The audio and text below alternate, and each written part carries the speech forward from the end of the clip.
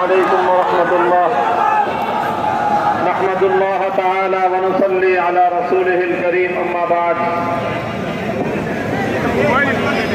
বিতর্কিত একটি নির্বাচনের পরবর্তী আজকের এই 11 দলীয় প্রতিবাদ সমাবেশে উপস্থিত সংগ্রামী সভাপতি, সংগ্রামী সমাবেশ,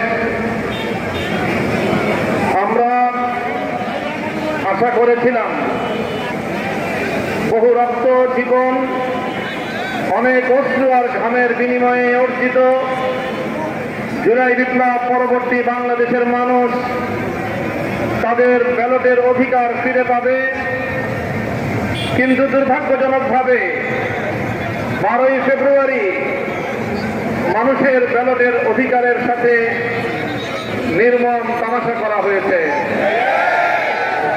সারাদিন শান্তিপূর্ণ নির্বাচনের প্রকাশ্য নাটক সাজিয়ে সন্ধ্যার পর থেকে সূক্ষ্ম ইঞ্জিনিয়ারিং এর মাধ্যমে টার্গেটকৃত ব্যক্তিদেরকে জাতীয় সংসদে যাওয়ার পথে প্রতিবন্ধকতা সৃষ্টি করা হয়েছে।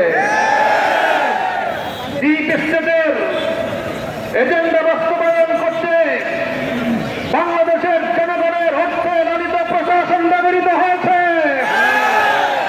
সিসি, আপনাকে বলতে চাই, আপনার পূর্ববর্তী সিসির পরিণাম থেকে আপনি শিক্ষা গ্রহণ করুন। আমরা যে আপত্তি জানিয়েছি, সঠিক তদন্তের মাধ্যমে জনগণের ব্যালটের অধিকার যদি ফিরিয়ে না দেন, বাংলার মানুষ জোর করে তাদের অধিকার কেড়ে নেবে ইনশাআল্লাহ।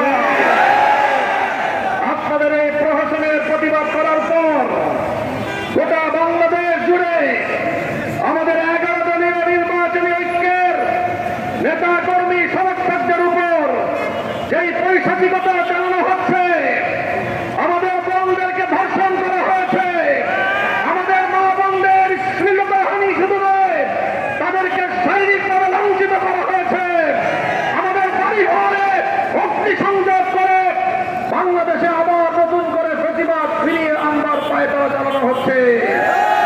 মনে রাখবেন, রক্ত দিয়ে যে জুলাই বিপ্লব হয়েছে, সেই বাংলাদেশে আর কোনদিন প্রতিবাদ ফিরে আসতে পারবে না ইনশাআল্লাহ।